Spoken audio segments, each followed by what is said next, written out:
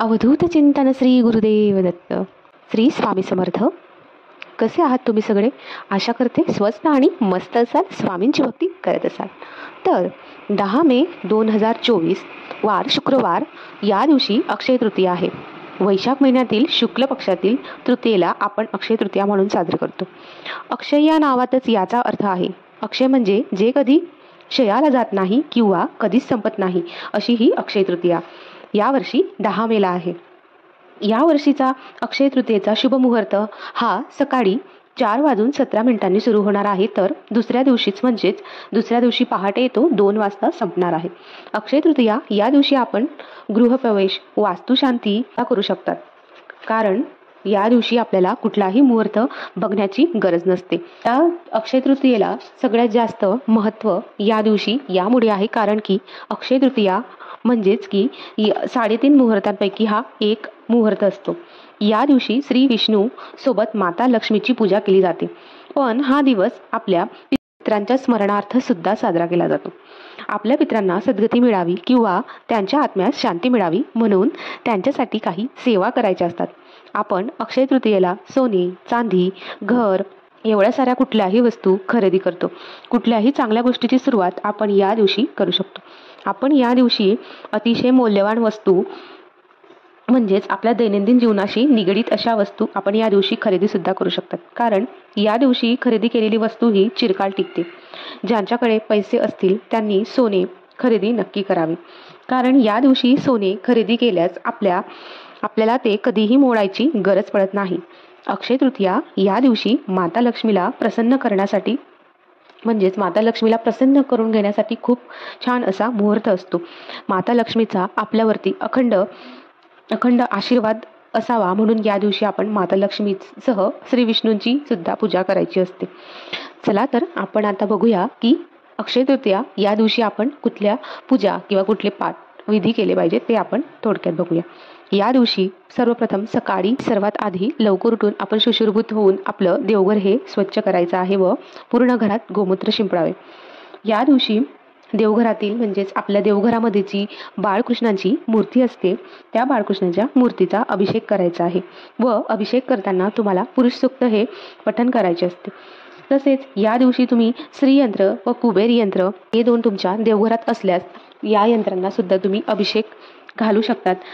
आणि ज्यांच्याकडे श्रीयंत्र किंवा कुबेर यंत्र नसल्यास तुम्ही या दिवशी त्याची स्थापना सुद्धा करू शकतात, कारण आपल्या घरामध्ये श्रीयंत्र आणि कुबेर यंत्र स्थापन केल्यास आपल्या घरातील आर्थिक परिस्थिती ही सुधारते. अक्षय तृतीयेच्या दिवशी केलेले दान, पुण्य, जप, नामस्मरण किंवा पितरांची जी सेवा आहे म्हणजेच पितृसूक्त पठण करणे ही सर्व सेवा अक्षय तृतीयेला केली तर खूपच चांगली असते, कारण या दिवशी केलेली सेवा ही कधीच संपत नसते. आपल्याला पितृदोष असतो, त्यामुळे आपण या दिवशी पितरांची ही सेवा करणे आवश्यक असते. या दिवशी पितरांची सेवा केल्याने पितृदोष आपल्या घरातील जो पितृदोष आहे तो कमी होण्यास मदत होते. म्हणून या दिवशी पितरांची पितृस्तुती किंवा पितृसूक्त पठण करावे. तसेच या दिवशी आपल्याला काही उपाय करायचे आहेत, ते म्हणजे की आपण पितरांसाठी या दिवशी कुठले उपाय करायचे आहेत किंवा कुठली सेवा करायची आहेत आपण आता बघूया. या दिवशी आपण पितरांसाठी दुपारी 12 वाजता जलकुंभ भरायचा असतो. त्यानंतर पितरांसाठी दक्षिण दिशेला 12 वाजता आपण कावड्याला म्हणजेच घास देतो, तो घास आपण बाहेर कावड्यासाठी ठेवायचा असतो. असे केल्याने आपले हे पितृ तृप्त होतात आणि आपल्यावरील पितृदोष कमी होण्यास मदत होते. या दिवशी गाय व कुत्र्याला पितरांचे स्मरण करून घास द्यावा. या दिवशी तसेच पितृस्तोत्र चे पठण करावे व तसेच तुम्ही पितरांचा जो मंत्र आहे तो ओम श्री पितृदेवताय नमः या मंत्राचा जाप सुद्धा करावा. तुम्ही या मंत्राचा जाप 11 किंवा 21 किंवा 51 वेळा करू शकतात. या दिवशी आपण दान सुद्धा करायचे आहे, कारण या दिवशी दान करायला खूप काही अनन्यसाधारण महत्त्व आहे. म्हणून या दिवशी तुम्ही नाहीच काही जमल्यास अन्नदान तरी नक्की करावे.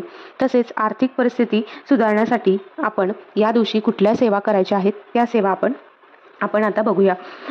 या दिवशी माता लक्ष्मीसह भगवान विष्णूंची पूजा केली जाते, कारण भगवान विष्णूंचा अवतार म्हणजेच भगवान परशुराम यांनी रेणुका मातेच्या पोटी या दिवशी जन्म घेतला होता. म्हणून या दिवशी विष्णू पूजेला खूप अनन्यसाधारण असे महत्त्व प्राप्त झाले आहे.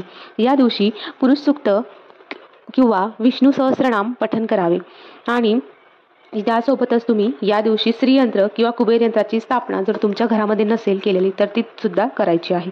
श्रीयंत्र आणि कुबेर यंत्राची स्थापना झाल्यानंतर तुम्हाला अभिषेक करायचा आहे. अभिषेक करताना तुम्ही श्रीसूक्ताचे पठण करू शकतात. तसेच अभिषेक झाल्यानंतर श्रीयंत्रावरती तुम्ही कुंकुमार्चन करू शकतात. कारण श्रीयंत्रावरती कुंकुमार्चन केल्याने आपली आर्थिक परिस्थितीत सुधारणा होते आणि माता लक्ष्मीचे आशीर्वाद आपल्यासोबत हमेशा म्हणजे सदैव राहतात किंवा माता लक्ष्मी ही आपल्या घरामध्ये अखंड वास करते. या दिवशी माता लक्ष्मीचे तुम्ही जे स्तोत्र आहे ते आपण पठण करायचे आहे. स्तोत्र म्हणजेच की या दिवशी आपल्याला माता लक्ष्मीचं श्रीसूक्त किंवा कणकधारा स्तोत्र, सिद्धकुंजिका स्तोत्र, महालक्ष्मी अष्टकम स्तोत्र या दिवशी पठण करायचे आहे. पठण केल्यानंतर आपल्याला माता लक्ष्मीला आपल्या घरामध्ये अखंड वास राहण्यासाठी प्रार्थना करायची आहे.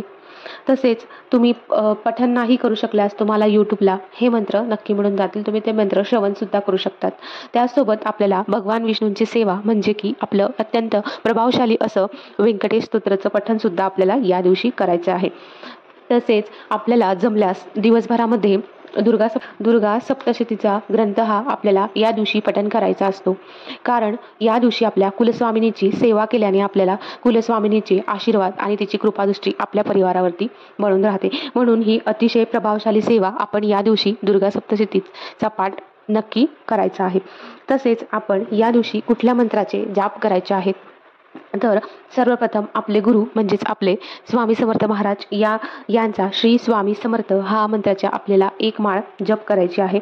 तसेच आपल्याला भगवान विष्णूंचा जो मंत्र आहे ओम नमो भगवते वासुदेवाय नमः हा मंत्र नाही जमल्यास आपल्याला आपल्या स्वामींच्या सेवेच्या पुस्तकामध्ये दिंडोरी प्रणीत सेवा बुकमध्ये जो मंत्र दिलेला आहे श्री विष्णूंचा ओम नारायणाय विद्महे वासुदेवाय धीमहि तन्नो विष्णू प्रचोदयात हा विष्णू मंत्र आपल्याला 1 माळ तरी जाप करायचा आहे. त्यासोबत माता लक्ष्मीची सुद्धा आपल्यावरती कृपादृष्टी राहण्यासाठी आपण या दिवशी माता लक्ष्मीचा ओम महालक्ष्मीच विद्महे विष्णुपत्नीच धीमहि तन्नो लक्ष्मी प्रचोदयात या मंत्राचे 1 माळ तरी आपण जाप करायचा आहे. हा मंत्र नाही जमल्यास आपल्याला ओम महालक्ष्मी देव्याय नमः ओम महालक्ष्मी देव्याय नमः या मंत्राचा तुम्ही जाप करू शकतात. तसेच आपल्या घरावरती म्हणजेच आपल्या घरामध्ये पितृदोष हा असतोच आणि प्रत्येकांच्या घरी ही समस्या असतेच. म्हणून या दिवशी आपण आपल्या पितरांच्या स्मरणार्थ आपल्या पितरांचा जो मंत्र आहे तो मंत्र असा आहे की ओम श्री पितृदेवताय नमः या मंत्राचे आपण पठणसुद्धा करायचे आहे. म्हणजेच या मंत्राचे तुम्ही दिवसभरातनं कितीही वेळा किंवा कधीही तुम्हाला वेळ असेल तेव्हा तुम्ही या मंत्रांचे पठण करू शकतात किंवा माळ जाप करू शकतात.